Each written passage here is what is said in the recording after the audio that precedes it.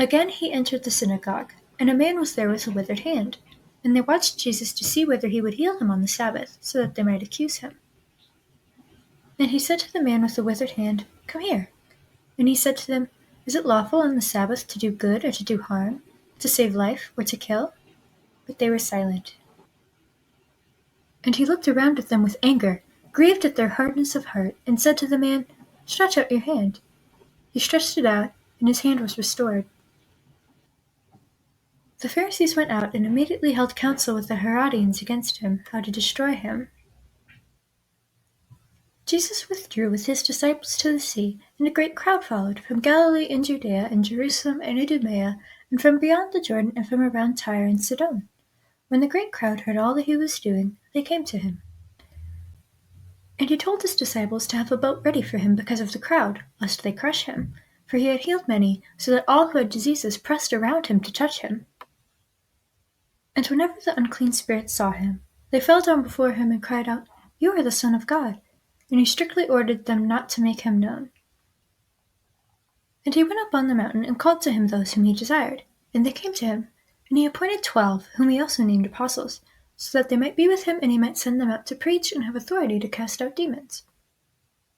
He appointed the 12, Simon, to whom he gave the name Peter, James the son of Zebedee, and John the brother of James, to whom he gave the name Boanerges, that is, sons of thunder, Andrew, and Philip, and Bartholomew, and Matthew, and Thomas, and James the son of Alphaeus, and Thaddeus, and Simon the Zealot, and Judas Iscariot, who betrayed him.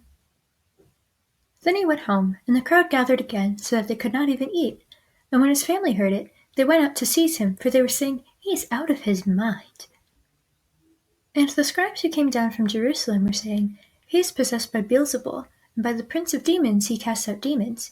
And he called them to him, and said to them in parables, "How can Satan cast out Satan? If a kingdom is divided against itself, that kingdom cannot stand. And if a house is divided against itself, that house will not be able to stand. And if Satan has risen up against himself and is divided, he cannot stand, but is coming to an end. But no one can enter a strong man's house and plunder his goods, unless he first binds the strong man. Then indeed he may plunder his house. Truly, I say to you, all sins will be forgiven the children of man, and whatever blasphemies they utter. But whoever blasphemes against the Holy Spirit never has forgiveness, but is guilty of an eternal sin. For they were saying, he has an unclean spirit. And his mother and his brothers came, and standing outside they sent to him and called him. And a crowd was sitting around, and they said to him, "Your mother and your brothers are outside seeking you." And he answered them, "Who are my mother and my brothers?" And looking about at those who sat around him, he said, "Here are my mother and my brothers. For whoever does the will of God, he is my brother and sister and mother."